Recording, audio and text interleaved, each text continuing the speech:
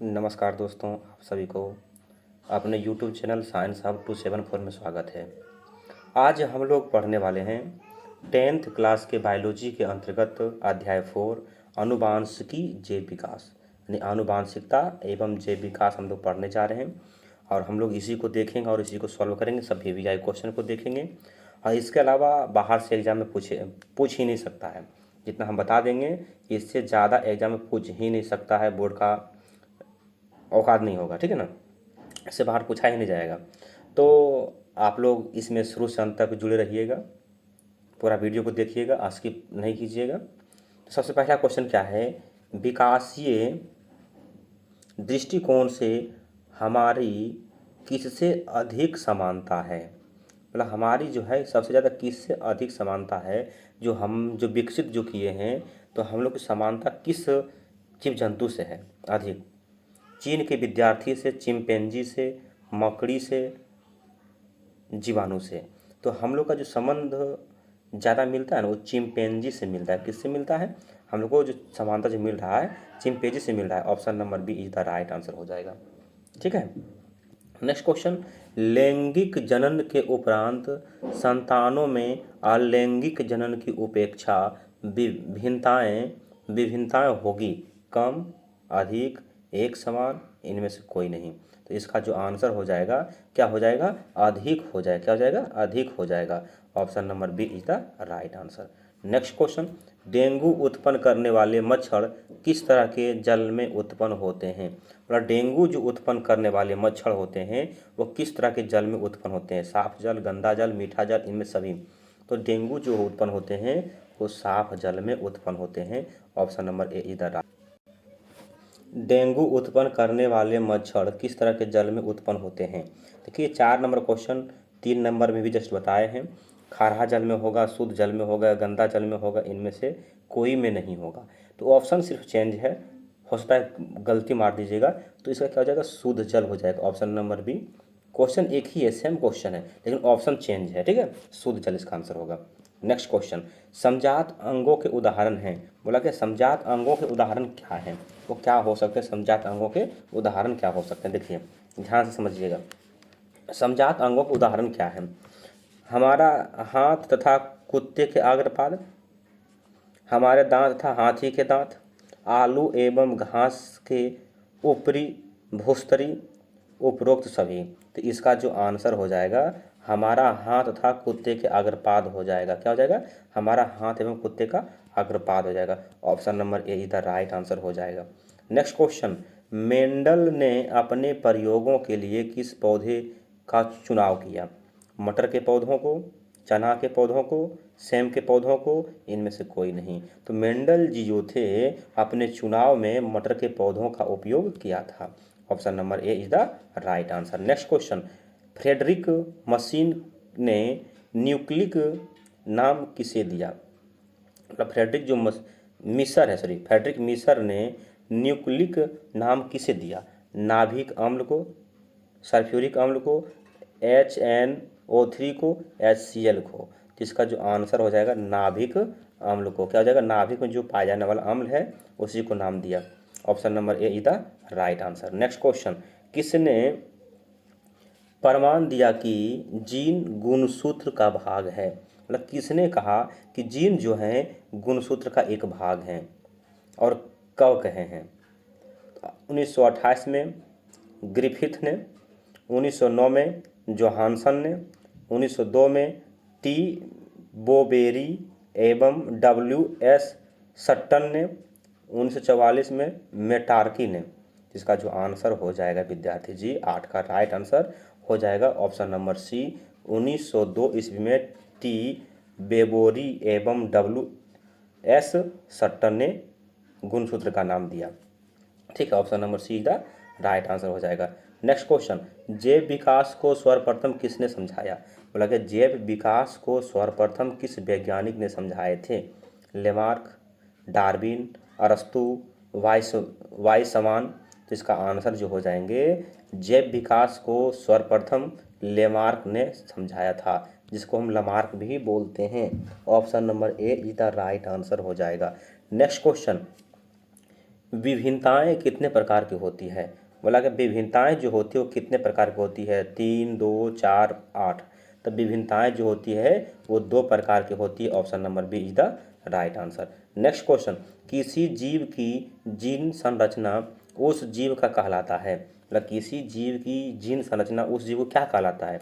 Gene प्रारूप कहलाता है, या जीनोटाइप कहलाता है, या ए बी दोनों होगा, या जेनेटिक्स होगा? तो देखिए इसका जो आंसर हो जाएगा, जीन प्रारूप भी कहलाता है और जीनोटाइप भी होता है, यानी कि इस अनुसार से मेरा आंसर हो जाएगा option number C is the right answer. ठीक है। नेक्स्ट क्वेश्चन, गुणसूत्र बने होते हैं डीएनए के, डीएनए तथा आरएनए के, डीएनए तथा प्रोटीन्स एवं आरएनए के, इनमें से कोई नहीं। तो जो डीएनए बने होते हैं वो जो गुणसूत्र बने होते हैं वो डीएनए तथा प्रोटीन्स वो आरएनए के बने होते हैं। किसके बने होते हैं? आरएनए के बने होते हैं। यानी कि गुणसूत्र जो बने होते हैं डीएनए, प्रोटीन्स और आरएनए के बने होते हैं। Option number C is the right answer. Next question, question number देखिए, क्वेश्चन नंबर 13, कोशिका में आनुवांशिक पदार्थ है डीएनए, गुणसूत्र, जीन, हरित लवक। तो कोशिका में जो आनुवांशिक पदार्थ जो है वो क्या है? तो वो जो है डीएनए है। क्या है? वो डीएनए है। Option number A is the right answer. देखिए क्वेश्चन नंबर 14, जीन शब्द किसने प्रस्तुत किया? मतलब जीन शब्द का प्रयोग सर्वप्रथम किसने किया? Johnson, Lamarck, Mendel, Griffith. इसका जो आंसर हो जाएगा जॉनसन हो जाएगा। क्या हो जाएगा? जॉनसन ने किया था। Option number A is the right answer. Next question, malaria उत्पन्न करने वाला मच्छर यानी मादा एनोफिलिस किस तरह के जल में उत्पन्न होता है? मतलब मलेरिया उत्पन्न करने वाले जो मच्छर होते हैं उस किस तरह के जल में उत्पन्न होते हैं? वो गंदा जल में उत्पन्न होते हैं। किस जल में उत्पन्न होते हैं? गंदा जल में उत्पन्न होते हैं।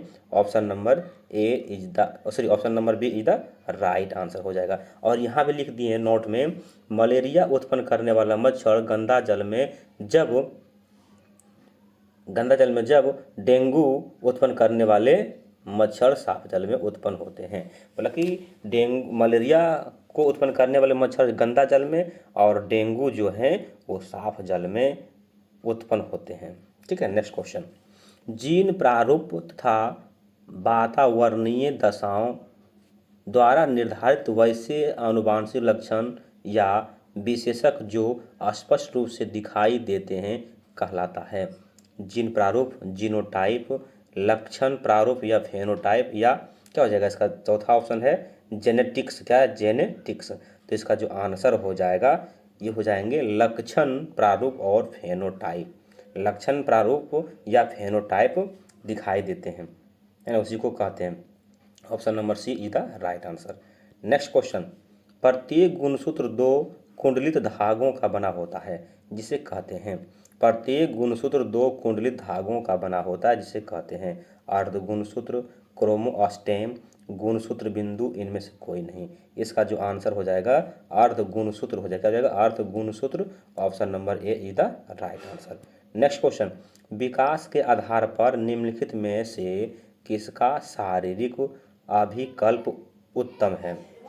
देखिए बोला कि विकास के आधार पर जो है निम्नलिखित में से किसका शारीरिक अभिकल्प उत्तम है? जीवाणु का, मकड़ी का, मछली का, चिंपैंजी का। तो इसका जो आंसर हो जाएगा चिंपैंजी का हो जाएगा। क्या हो जाएगा? Option number D chimpanzee. Option number D हो जाएगा चिंपैंजी। अगला क्वेश्चन, तो अगला क्वेश्चन क्या है 19 नंबर में? शरीर में भोजन का पचना किस प्रकार की अभिक्रिया है? उपचयन, संयोजन, विस्थापन, अपचयन। तो इसका जो आंसर हो जाएगा उपचयन। शरीर में भोजन का पचना क्या? उपचयन अभिक्रिया। Option number A is the right answer. Next question, निम्न में से कौन बौने पौधे को दर्शाता है? टी, बड़ी टी, छोटी टी, छोटी टी, बड़ी टी, दोनों छोटी टी, बड़ी टी, दोनों। तो इसका जो आंसर छोटे पौधे को कौन दर्शाता है? छोटी टी दर्शाता है। छोटी T, C. Option number C is the right answer. कौन सा अभिलक्षण वंशागत नहीं है?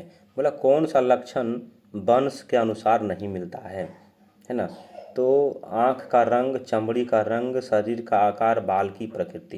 देखिए शरीर की आकृति जो भी हो इसमें, तो सबसे बड़ी चीज़ ये होता है, आँख तो वंशागत यानी वंश में मिल जाता है, शरीर का आकार भी वंश में मिल जाता है, बाल की प्रकृति वंश में मिलती है, लेकिन चमड़ी का रंग नहीं मिलता है वंशानुगत, यानी ऑप्शन नंबर बी इधर राइट आंसर हो जाएगा। नेक्स्ट क्वेश्चन, द्विसंकर क्रॉस के फलस्वरूप उत्पन्न पौधे का फेनोटॉपिक अनुपात था 3:1, 9:3:3:1, 1:1, 1:2:1। इसका जो राइट आंसर हो जाएगा वो हो जाएगा 9:3:3:1। Option number B is the right answer. Next question, स्त्रियों में लिंग गुणसूत्र होता है XX, XY, दोनों, इनमें से कोई नहीं। स्त्री में जो गुणसूत्र होते हैं वो XX होते हैं, यानी कि option number A is the right answer. Next question, पुरुषों में गुणसूत्र होते हैं XY होते हैं, स्त्री में XX और पुरुष में XY, है ना, याद रखिएगा, ठीक है। Option number B is the right answer. Next question, प्राकृतिक वर्ण द्वारा जैव विकास के सिद्धांत की परिकल्पना किनके द्वारा की गई है? Darwin, Mendel, James Watson, Francis Crick, यानी फ्रांसिस क्रिक। तो इसका जो आंसर जो हो जाएगा 25 का राइट जो आंसर होगा वो ऑप्शन नंबर ए होगा, यानी डार्विन जो है जैव विकास की परिकल्पना की थी। Option number A is the right answer. Next question, वैज्ञानिक का नया नाम क्या है? होमो इरेक्टस, होमो हैबिलिस, होमो सेपियंस, इनमें से कोई नहीं। तो मानव का जो वैज्ञानिक नाम जो है, न्यू वैज्ञानिक नाम है वो क्या है? Homo sapiens. Option number C is the right answer. Next question, मानव का उद्भव कहाँ से हुआ था? अमेरिका से, अफ्रीका से, इंडोनेशिया से, ऑस्ट्रेलिया से। तो मानव का जो उद्भव हुआ, जो मानव की उत्पत्ति जो माना जाता है कहाँ से हुआ है, वो अफ्रीका से हुआ है। कहाँ से हुआ है? अफ्रीका से हुआ है। Option number B is the right answer. Next question, चमगादड़ एवं पक्षी के पंख किस प्रकार के अंग के उदाहरण हैं? समरूप, समजात, समवृत्त, जीवाश्म। तो चमगादड़ एवं पंछी के पंख जो हैं उदाहरण, वो समरूप के उदाहरण, किसके उदाहरण हैं? समरूप के उदाहरण हैं। Option number A is the right answer. Next question, प्राकृतिक वर्ण द्वारा जैव विकास इस सिद्धांतों के जनक कौन थे? बोला प्राकृतिक वर्ण द्वारा जो जैव विकास का सिद्धांत दिया गया उनके जनक कौन थे? लेमार्क थे, चार्ल्स रॉबर्ट डार्विन थे, चार्ल्स मूर थे, अल्फ्रेड मार्क थे। इसका जो आंसर हो जाएगा चार्ल्स रॉबर्ट डार्विन, यानी इसका आंसर हो जाएगा Darwin. Option number B is the right answer. देखिए क्वेश्चन नंबर 30, वंशागत नियमों का प्रतिपादन किसने किया था? Charles Darwin, Robert Hooke, JC Bose, Gregor John Mendel. इसका जो आंसर हो जाएगा ग्रेगर जॉन मेंडल हो जाएगा। Option number D is the right answer. Next question, इनमें से कौन सही है? Deoxyribo nucleic adenine, deoxyribo nucleic acid, deoxyribo nucleic amino, deoxy nucleic activity. इसका जो आंसर हो जाएगा डीऑक्सी न्यूक्लिक एसिड, ठीक है। Option B is right answer. देखिए नेक्स्ट क्वेश्चन क्या है, कान के निचले हिस्से को क्या कहते हैं? कर्णपल्ली कहते हैं, कर्णरक्षक कहते हैं, कर्णधार कहते हैं, कर्णपोशी कहते हैं। इसका जो आंसर हो जाएगा, कर्ण के जो निचले हिस्से होते हैं उसको कर्ण कानपल्ली कहते हैं। क्या कहते हैं? कर्णपल्ली। क्या कहते हैं इसको? कर्णपल्ली कहते हैं। Option number A is the right answer. Next question, Gregor John Mendel व्यक्तिगत जीवन में क्या था? क्या थे वो? नाविक थे, व्यापारी थे, पादरी थे, कृषक थे। जो जॉन मेंडल जो थे वो क्या थे? एक पादरी थे। क्या थे वो? एक पादरी थे। पेशे से क्या थे? वो पादरी थे। Option number see the right answer. Next question, Mendel ने जनक पीढ़ी को किस लेटर से सूचित किया? मतलब जो मेंडल जी जो थे वो जनक पीढ़ी को किस लेटर से सूचित किया है? बड़ी पी, बड़ी टी, बड़ी एफ, बड़ी एस। तो ये जो होंगे पी से किए। क्या किए? बड़ी पी से। Option number A is the right answer. Next question, किसी भी प्रजाति विशेषक के एक समशिष्ट या आबादी में स्थित समस्त जीन उस आबादी का कहलाता है। जीन विकास, जीन कोश, भ्रूण विकास, भ्रूण कोश। तो इसका जो आंसर हो जाएगा जीन कोश हो जाएगा। क्या हो जाएगा? जीन कोश। Option number B is the right answer. Next question, जाति उद्भवन उन जीवों में होता है जिसमें लैंगिक जनन होता है, अलैंगिक जनन होता है, स्वपरागन होता है, इनमें से सभी होता है। तो इसका क्या हो जाएगा आंसर? जिसमें लैंगिक जनन होता है उसी में होता है। Option number A is the right answer. Next question, किसी जीव की जीनी संरचना कहलाता है लक्षण प्रारूप या फेनोटाइप, जीन प्रारूप या जीनोटाइप, आनुवंशिकी विभिन्नता। तो इस 37 का जो आंसर राइट होगा वो हो जाएगा जीन प्रारूप या जीनोटाइप हो जाएगा। क्या हो जाएगा? जीन प्रारूप या जीनोटाइप हो जाएगा। Option number B is the right answer. ठीक है। नेक्स्ट क्वेश्चन, जीव विज्ञान की वह शाखा जिसके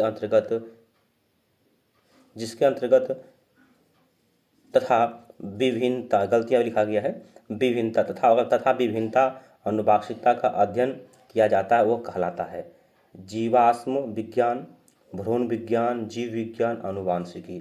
तो इसका जो हो जाएगा 38 का आंसर हो जाएगा अनुवांशिकी राइट हो जाएगा।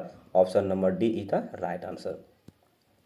अफ्रीकी मानव का सबसे निकट संबंधी क्या है? बोला कि अफ्रीकी जो मानव है उसका सबसे निकट संबंधी क्या है? चिंपैंजी से, गोरिल्ला से, बंदर से, गिलहरी से। तो इसका आंसर हो जाएगा चिंपैंजी से। किससे हो जाएगा? चिंपैंजी से। Option number A is the right answer. Next question, पक्षी तथा तितली के पंख हैं समजात अंग, असमजात अंग, अवशेषी अंग, इनमें से कोई नहीं। तो इसका जो आंसर होगा 40 का हो जाएगा असमजात अंग है।